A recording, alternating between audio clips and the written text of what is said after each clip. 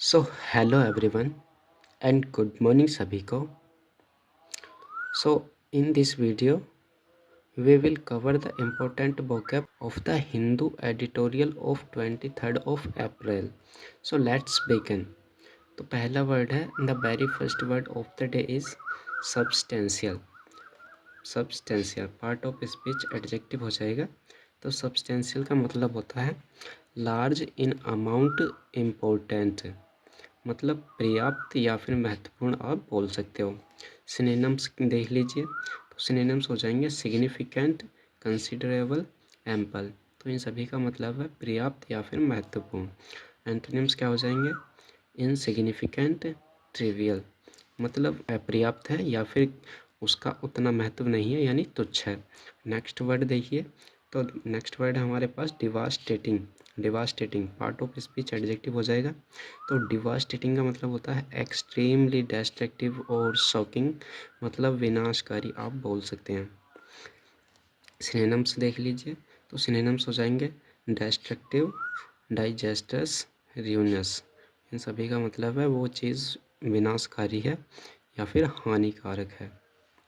ठीक है। एंटोनिम्स हो जाएंगे कंस्ट्रक्टिव, मतलब कि निर्माणकारी है, बेनिफिशियल, लाभदायक है, और माइल्ड यानी कि तुच्छ है, यानी कि उससे किसी प्रकार की हानि नहीं। ठीक है। नेक्स्ट और थर्ड वर्ड है implication. Part of speech noun हो जाएगा। तो इम्प्लीकेशन का मतलब होता है ए पॉसिबल इफेक्ट और मीनिंग, मतलब कि निहितार्थ एक प्रकार से आप बोल सकते हो, यानी कि किसी चीज़ का संभाव्य प्रभाव और उसका जो मीनिंग हो सकता है तो उसे बोला जाता है इम्प्लीकेशन।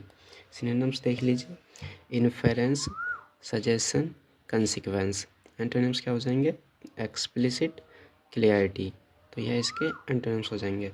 नेक्स्ट वर्ड देखिए, subdued, part of speech adjective हो जाएगा। तो सबड्यूड का मतलब होता है क्वाइट, कंट्रोल्ड और लेस इंटेंस, मतलब शांत या फिर दबा हुआ आप बोल सकते हैं। सिनोनिम्स देख लीजिए, रेस्ट्रेंड, काम, म्यूटेड। इन सभी का मतलब होता है शांत या फिर दबा हुआ। एंटोनिम्स हो जाएंगे लाउड, बहुत तेज़ है, इंटेंस, टेंस गहरा प्रभाव है, और एक्सुबरेंट। नेक्स्ट और फिफ्थ वर्ड है हमारे पास accumulate, part of speech verb. Accumulate का मतलब होता है टू गैदर और कलेक्ट ओवर टाइम, यानी कि एक प्रकार से इकट्ठा करना या फिर चीज़ों को समायोजित करना, उसे बोलते हैं एक्यूमुलेट। सिनोनिम्स हो जाएंगे कलेक्ट, अमास, गैदर। तो इन सभी का मतलब है आप चीज़ों को इकट्ठा कर रहे हैं।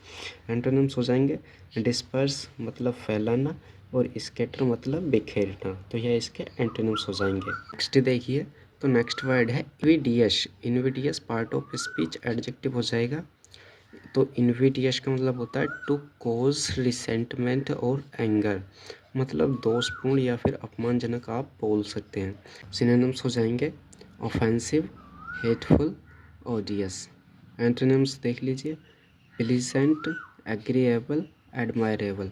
इन सभी का मतलब होता है दोष मुक्त है या फिर प्रशंसनीय है। नेक्स्ट वर्ड देखिए, नेक्स्ट वर्ड है extol, part of speech verb हो जाएगा। देखो भाई, अगर वीडियो आपको हेल्पफुल लगती है और आपकी जर्नी में या आपको थोड़ा सा भी बूस्ट कर रही है तो आप वीडियो को लाइक और चैनल को सब्सक्राइब कर सकते हैं। तो एक्सटोल का मतलब होता है टू प्रेज हाईली, मतलब कि बहुत बढ़ा चढ़ा कर किसी की प्रशंसा करना, तो उसे बोला जाता है एक्सटोल। सिनोनिम्स देख लीजिए, प्रेज मतलब प्रशंसा कर रहे हो, ग्लोरीफाई मतलब कि बढ़ा चढ़ा कर बता रहे हो, कमेंड मतलब प्रशंसा कर रहे हो। एंटोनिम्स हो जाएंगे क्रिटिसाइज, आलोचना कर रहे हो, कंडेम्ड और डिनाउंस मतलब कि डांट रहे हो। ठीक है। नेक्स्ट देखिए, तो नेक्स्ट वर्ड है डिस्पिरिटिंग, पार्ट ऑफ स्पीच एडजेक्टिव हो जाएगा। तो डिस्पिरिटिंग का मतलब होता है कोजिंग लॉस ऑफ होप और एंथुजियाज्म, मतलब कि जब आपका उत्साह या फिर आशा का लॉस होता है तो उसे बोला जाता है डिस्पिरिटिंग, मतलब निराशाजनक एक रूप से आप बोल सकते हैं। सिनोनिम्स देख लीजिए, डिस्करेजिंग, डिप्रेसिंग, डिसहार्टनिंग। तो उत्साहित करने वाला आप एक बोल सकते हैं। एंटोनिम्स हो जाएगा एनकरेजिंग, मतलब कि प्रोत्साहित, प्रोत्साहित करने वाला, अपलिफ्टिंग मतलब ऊपर ले जाने वाला, और इंस्पायरिंग मतलब प्रेरित करने वाला। तो ये इसके एंटोनिम्स हो जाएंगे। नेक्स्ट वर्ड है reluctance. Reluctance part of speech noun हो जाएगा। तो रिलक्टेंस का मतलब होता है अनविलिंगनेस टू डू समथिंग, मतलब किसी कार्य को करने की इच्छा न होना, तो उसे ही बोला जाता है रिलक्टेंस। यहाँ पर आप देख सकते हैं अनिच्छा। सिनोनिम्स देख लीजिए। हेजिटेशन मतलब कि हिचकिचाहट है। रेसिस्टेंस मतलब कि आप विरोध कर रहे हैं। एंटोनिम्स हो जाएंगे ईगरनेस मतलब कि किसी कार्य को लेकर जिज्ञासा है। विलिंगनेस मतलब कि इच्छा है।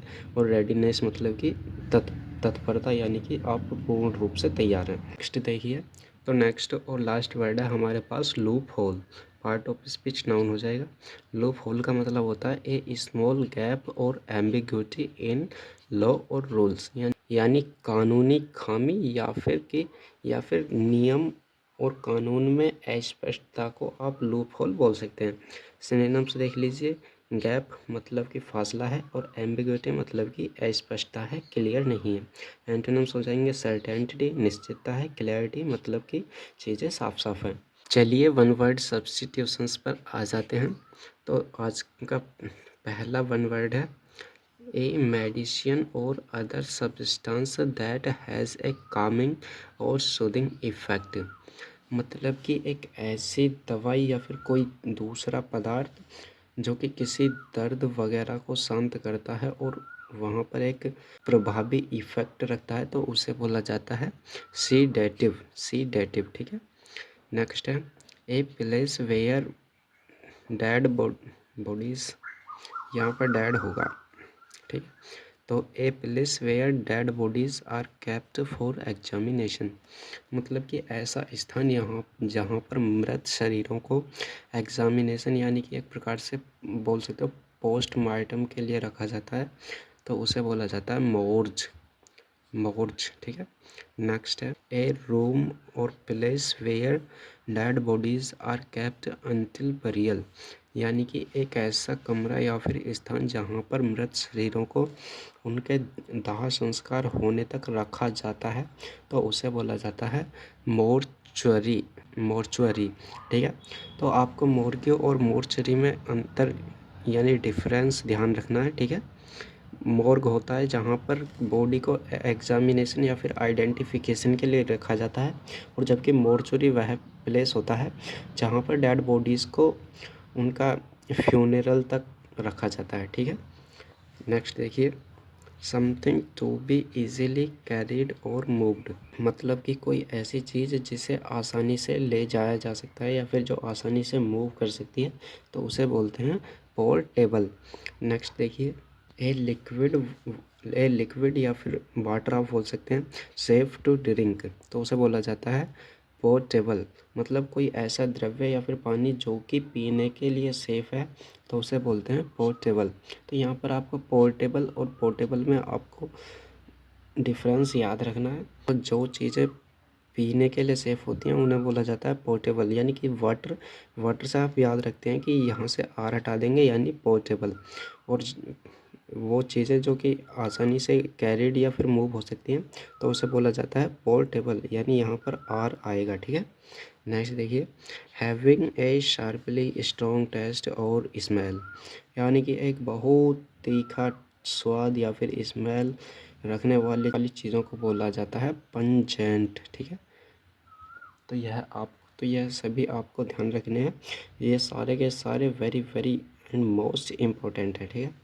चलिए ईडियम्स एंड फ्रेजेस देख लीजिए। तो फर्स्ट है बियर द ब्रंट ऑफ। तो बियर द ब्रंट ऑफ का मतलब होता है to endure the impact of something, यानी कि किसी चीज़ का या किसी कार्य का प्रभाव सहन करना, उसे ही बोला जाता है bear the brunt of. Next है bite the dust.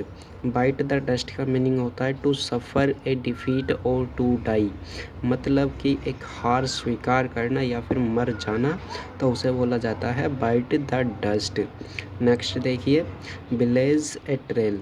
Blaze a trail का मतलब होता है to be the first to do something new, यानी कि कुछ भी नया और इम्पोर्टेंट पहली बार करना, तो उसे बोला जाता है ब्लेज ए ट्रेल। फोर्थ देखिए फॉल फ्लैट। फॉल फ्लैट का मतलब होता है to fail to have an effect, मतलब कि अपना प्रभाव डालने में असफल होना, यानी किसी व्यक्ति पर या किसी चीज़ पर अपना प्रभाव डालने में असफल होना, तो उसे बोला जाता है फॉल फ्लैट। नेक्स्ट देखिए, every cloud has a silver lining. Most important, जितने स्टार मार्क करना चाहते हैं कर लीजिए, ठीक है। तो every cloud has a silver lining का मतलब होता है every difficult situation has a hopeful aspect to it, यानी कि हर बुरी स्थिति अपने में एक आशापूर्ण एस्पेक्ट को छुपाए होती है, ठीक है। तो इसका मतलब यही है। नेक्स्ट देखिए, डंकीज़ ईयर। डंकीज़ ईयर का मतलब होता है ए वेरी लॉन्ग टाइम, यानी बहुत लंबा समय। तो बहुत लंबे समय को ही बोला जाता है डंकीज़ ईयर, ठीक है। तो चलिए आज के वीडियो में इतना ही। बाकी वीडियो अगर अच्छा लगा हो तो लाइक करें और कमेंट बॉक्स में भी अपना फीडबैक दे सकते हैं, क्योंकि आपका एक फीडबैक हमें इस कार्य को और बेहतर तरीके से करने के लिए एनकरेज करता है। तो आप अपना फीडबैक ज़रूर दिया करें, ठीक है। तो मिलते हैं नेक्स्ट वीडियो में, तब तक के लिए be consistence, be hard working and keep learning with before exams.